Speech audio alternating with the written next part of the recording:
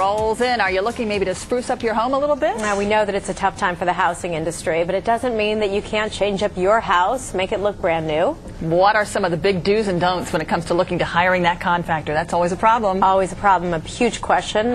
It's all about doing the legwork beforehand to get your dream home in the end.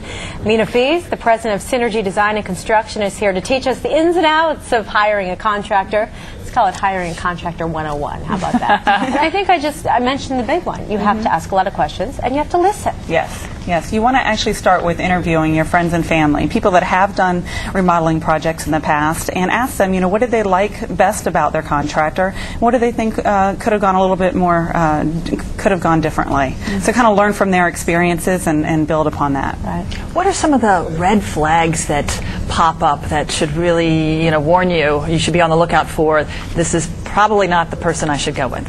Yeah, really, you can get a good read on people, just how you feel connected with them, and sort of open communication right from the start. But also design. If they're already talking about price before you've gotten to, what level of finish you're looking for, what do you want that end result to be? If they're already quoting numbers and everything, they're a little bit ahead of the game. You want to make sure that planning stage is foremost in their minds. And I imagine communicating properly is key. Yes. Absolutely. You want to phone calls, emails.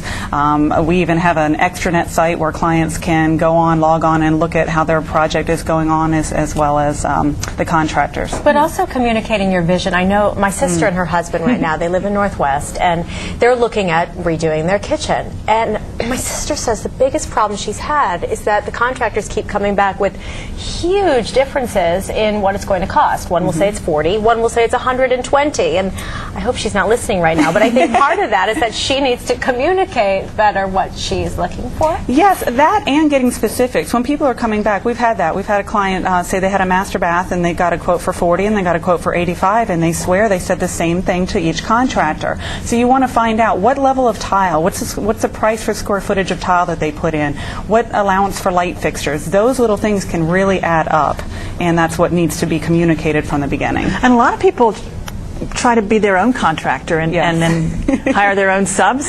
Right. Is that a good idea, or do you really need to have experience before you try to do that? Yeah, I highly recommend going with a general contractor when you're talking about more than one trade. So if you're going to have plumbing and electrical and some tiling work, don't become your own project manager. That's where it can really take a lot longer and end up costing you a lot more in the end. Yeah, they're counting up, I can save 20% if I just do this myself and eliminate the general contractor fee there. And you end up ultimately paying the price in that you have to do a lot of changes, things don't come in on time, so your timeline ends up being a lot longer than you had anticipated in the beginning as well. And I'm sure that a lot of contractors right now are struggling, just like we all are.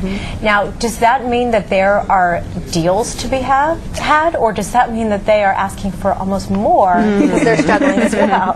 No, there definitely is a sense of competition. People know that they need to sharpen the pencil and make sure that they're giving the best price for you as well.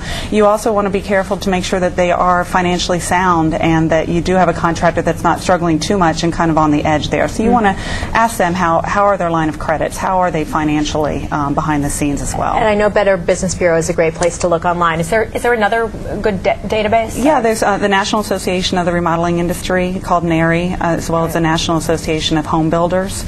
And you can also go to Virginia, Maryland, and D.C. all have places that you can look to make sure there's no complaints either open or passed on each contractor. So once we've kind of asked all our friends and relatives, who do you suggest, have you had any good experience with people? Then it's the referral time. How many write-ups, estimates from how many different companies do we need to look at, and should we always pick the cheapest one? No, we recommend 3 to answer your first question, a minimum of 3. You don't want to get too much. I mean, you've got family and friends and your life to focus on as well. So you want to start with 3. And I'm sorry, I forgot the last part. And then the cheapest one, or do you pick the one in the middle, or how do you do that? Yeah, you just, again, the more specific you can get as far as price points for your carpet, your tile, that type of stuff, you're doing an apples-to-apples comparison. It's not always about the price. How many projects along the same type that you're doing have they done before? How long have they been in business? What's their warranty? Somebody might have a 1-year, somebody might have a 5-year. So you want to take all those things into consideration. And how fast are they going to get it done? Because in a lot of cases, you only have a limited time. You need to get it done in 3 weeks, and it has to be done. You've got relatives coming in, or who knows what. Exactly, yeah. And your contractor should, in the contract, by law, it has to say the estimated start and completion date. Oh, it does? Yes. That's interesting, because you hear so many horror stories about people whose contractors just continue to drag out the process. So there are laws to It needs to be that? in the contract. It doesn't mean that sometimes that contract isn't stretched, but at least it needs to be identified, and you should ask, there should be a production timeline. If there's a project that's going to go over 2 weeks,